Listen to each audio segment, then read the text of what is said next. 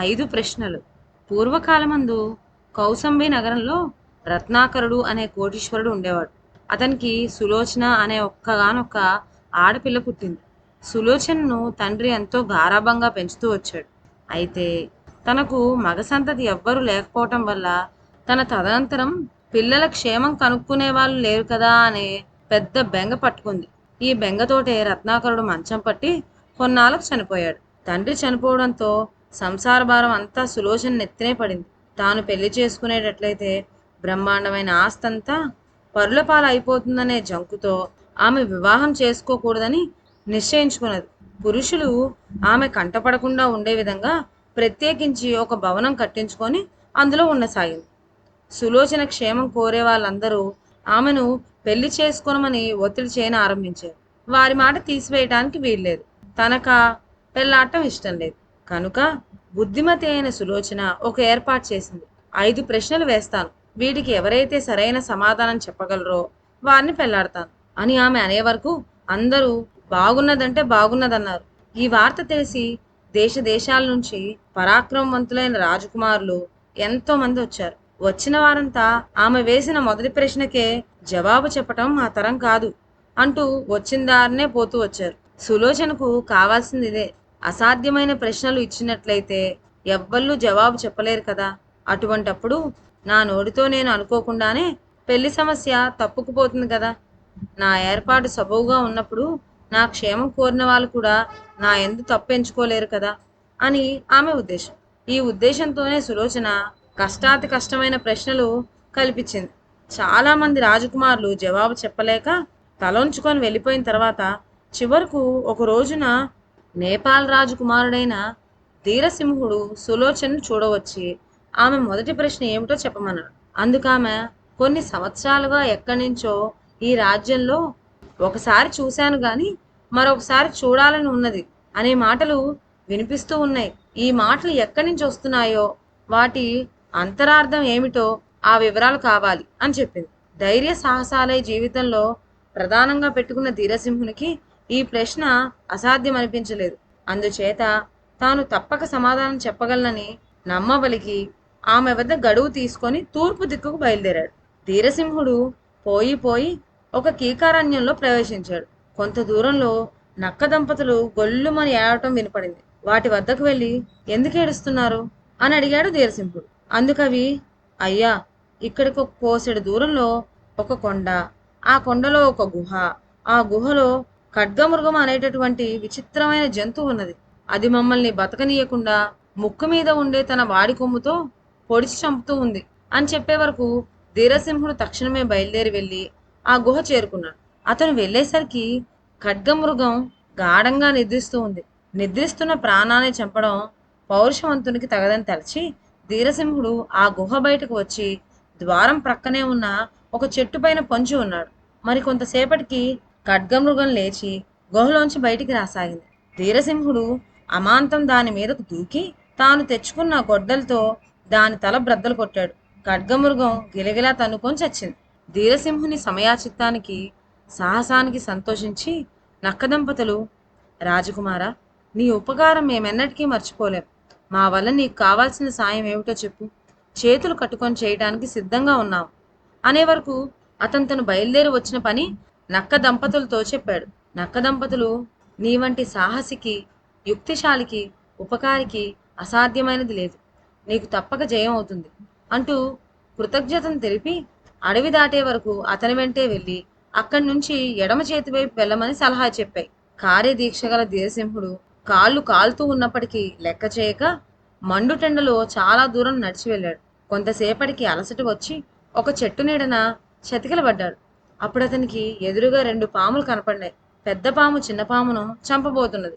ఈ అన్యాయం చూచి ధీరసింహుడు చిన్న పామును రక్షించుదామనే ఉద్దేశంతో పెద్ద పామును తన బాణంతో కొట్టబోయే వరకు ఆ 2 పాములు అదృశ్యమై వాటికి బదులుగా 2 గంధర్వులు ప్రత్యక్షమయ్యారు.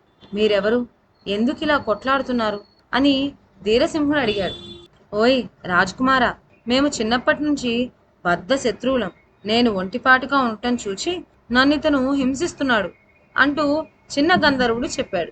అప్పుడు ధీరసింహుడు వారిద్దరికి సద్దులు చెప్పి రాజీ కుదిర్చే వరకు వారు అమితంగా సంతోషించి, రాజకుమారా, ఇన్నేళ్ల బట్టి మా మధ్యన ఉంటున్న వైరం పోగొట్టినందుకు నీకెంతైనా కృతజ్ఞులం.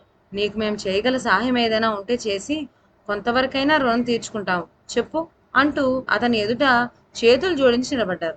ధీరసింహుడు తాను వచ్చిన పని వెల్లడి చేయగా, ఈ ప్రశ్నల గురించి మేము విన్నాము. దీనికి జవాబు చెప్పడానికి నిజంగా నీవే తగినవాడవు.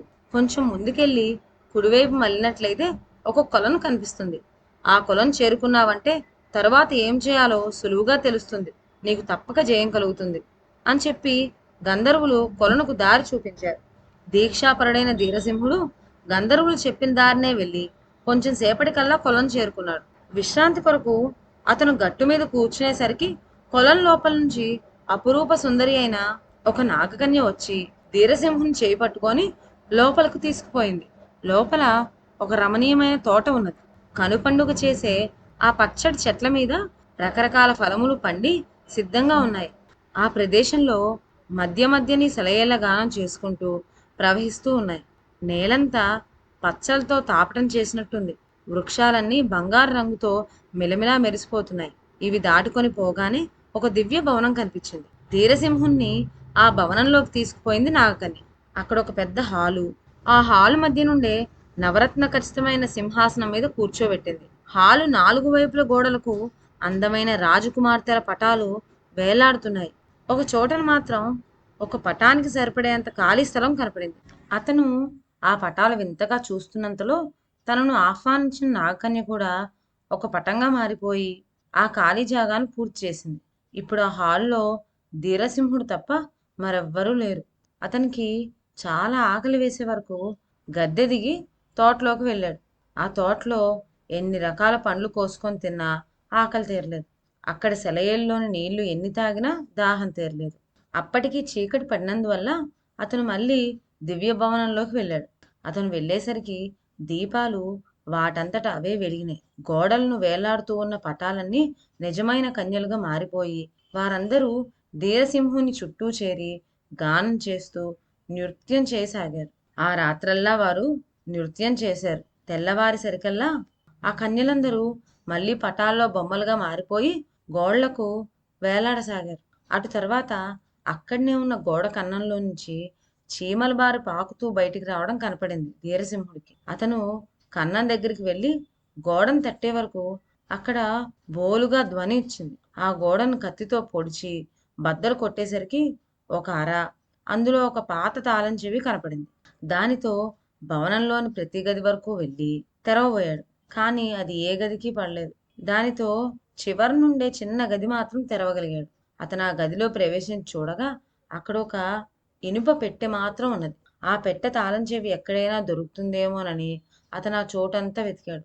కానీ ఎక్కడా తాళం చెవి కనిపించలేకపోయేసరికి ధీరసింహుడు నిరాశ చెంది మరలిపోతూ ఉండగా అతని కాలు నేల మీద ఉన్న ఒక మీట మీద పడింది. కాలు మీట మీద పడి పట్టంతోనే ఇనుప పెట్టె గభీమని తెరుచుకున్నది. అప్పుడు ధీరసింహుడు ఆ ఇనుప పెట్టెలో ఏమున్నదో అని చూశాడు. దాంట్లో ఒక రాగిరేకు తప్ప మరేమీ లేదు. ఆ రాగిరేకు పైన ఇలా వ్రాసి ఉన్నది: ఇదంతా మాయే. ఎవడైతే ఈ తోట మధ్యన ఉన్న బంగారు చెట్టును పెళ్లగిస్తాడో అతను ఈ మాయను తెలుసుకోగలుగుతాడు. ఇది చూడగానే ధీరసింహుడు ఉత్సాహంతో తోటలోకి వెళ్ళాడు. రాగిరేకు పైన వ్రాసి ఉన్న విధంగా బంగారు చెట్టు ఆ తోట మధ్యలో కనిపించింది. కానీ అతను దాన్ని పెళ్లగించలేకపోయాడు. మళ్ళీ నిరాశ చెంది వెనుకకు తిరిగి పోబోతూ ఉండగా ఆ చెట్టు పక్కనే అటువంటిదే ఒక చిన్న బంగారు చెట్టు అతనికి కనిపించింది. బహుశా రాగిరేకు పైన వ్రాసి ఉన్నది ఈ చిన్న చెట్టు గురించేనేమో అనుకొని ధీరసింహుడు చిన్న చెట్టును పెళ్లగించాడు. చిన్న చెట్టు పెళ్లగించడంతోటే పెలపెలా ధ్వని చేసుకుంటూ పెద్ద చెట్టు దానంతట అదే పడిపోయింది. ఈ పెద్ద ధ్వనికి ధీరసింహుడు స్పృహ తప్పి పడిపోయాడు. కొంతసేపటికి తెలివొచ్చి కళ్ళు తెరిచి చూడగా అక్కడ తోట లేదు, మేడ లేదు. పటాల్లో వేలాడుతూ ఉన్న నాగకన్యలు మళ్ళీ బిలబిలమంటూ వచ్చి అతని చుట్టుముట్టారు. అప్పుడు ధీరసింహుడు, మీరెవరు? ఈ మాయంతా ఏమిటి అని వారిని ప్రశ్నించాడు. అందుకు వారు, ఇక్కడికి 10 యోజనాల దూరంలో ఉన్న మాయావతి పట్టణ రాజకుమార్తెలు. మాకు యుక్త వయసు రాగానే పెళ్లి చేయమని మేము మా తండ్రిని కోరగా ఆయన మా పైన కోపగించి మమ్మల్ని అందరినీ భవనంలో బంధించాడు. అయితే మా గతి ఇంతేనా అని అడిగే వరకు మిమ్మల్ని ఎవరైతే ఈ మాయ నుంచి విడిపించగలడో వాడే మీకు తగిన వరుడు. అటువంటి సమర్థుడు లభించే వరకు కనిపెట్టుకొని ఉండి వివాహం ఆడవచ్చు అంటూ సలహా ఇచ్చాడు. ఈ మాయను తెలుసుకోగలిగిన పురుషుడివి నీ ఒక్కడివే ఈనాటికి కనపడ్డావు. కనుక మమ్మల్ని పెళ్లాడవలసిందే అని కోరారు. వారి కోరిక విని ధీరసింహుడు, ఓ నాగకన్యలారా, మీ కథ తెలిసి సంతోషించాను. కానైతే నేనిప్పుడు ఒక ముఖ్యమైన రాజకార్యంలో మునిగి ఉన్నాను. అందుచేత పెళ్లి సంగతి తలచడానికి వ్యవధి లేదు. కాబట్టి మీరు మరెవరినైనా చూచుకొని పెళ్లాడండి అని చెప్పి తన దారిన బయలుదేరాడు. కానీ ఇంత నిష్కారణంగా చెప్పినప్పటికీ నాగకన్యలు అతన్ని వదలలేదు. వారు కూడా ధీరసింహుని వెంట పోసాగారు. అలా ముందు ధీరసింహుడు, అతని వెనక నాగకన్యలు కొంత దూరం పోయేసరికి ఒకసారి చూశాను గాని మళ్ళీ ఒకసారి చూడాలనుంది అనే మాటలు వినిపించినాయి. ఈ మాటలు వినిపించగానే నాగకన్యలు మాత్రం వెంటనే తిరిగి తమ భవనానికి మరలిపోయారు. కానీ ధీరసింహుడు ఏ దిక్కు నుంచి ఆ మాటలు వచ్చినాయో ఆ దిక్కున పోయి చూచే వరకు దీనావస్థలో ఉన్న ఒక రాజకుమారుడు కనిపించాడు. ఎవరు నువ్వు అబ్బాయి? ఎందుకలా విచారిస్తున్నావు అని అతను అడిగాడు. ఆ రాజకుమారుడు, ఈ మాయా మందిరంలో ప్రవేశించిన వాళ్ళల్లో నేనొకన్ని. అక్కడ ఉండే నాగకన్యల్లో ఒక ఆమెను ప్రేమించాను. కానీ ఆ భవనం బయటికి వచ్చిన తర్వాత మళ్ళీ అందులో ప్రవేశించడానికి దారి తెలియనే లేదు. నా కోరిక తీరని కోరికగా నిలిచిపోయింది అని తన కథ వినిపించాడు. అప్పుడు ధీరసింహుడు ఆ రాజకుమారుణ్ణి వెంటబెట్టుకొని నాగకన్యలుండే భవనంలోకి తీసుకెళ్లి తన ప్రజ్ఞ వల్ల ఆ రాజకుమారుడు ప్రేమించిన నాగకన్యతో పెళ్లి ఏర్పాటు చేసి పుణ్యం కట్టుకున్నాడు.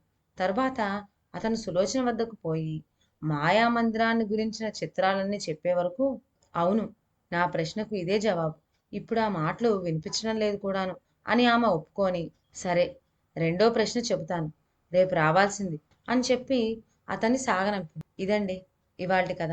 రెండో ప్రశ్న ఏమిటో వచ్చే కథలో విందాం. అంతవరకు సెలవు. నా ఛానల్లోని కథలు మీకు నచ్చినట్లయితే నా ఛానల్ని లైక్ చేసి సబ్స్క్రైబ్ చేయండి. షేర్ చేయడం మర్చిపోవద్దు. కొత్త కథల నోటిఫికేషన్ కోసం బెల్ ఐకాన్ ప్రెస్ చేయండి. Thank you.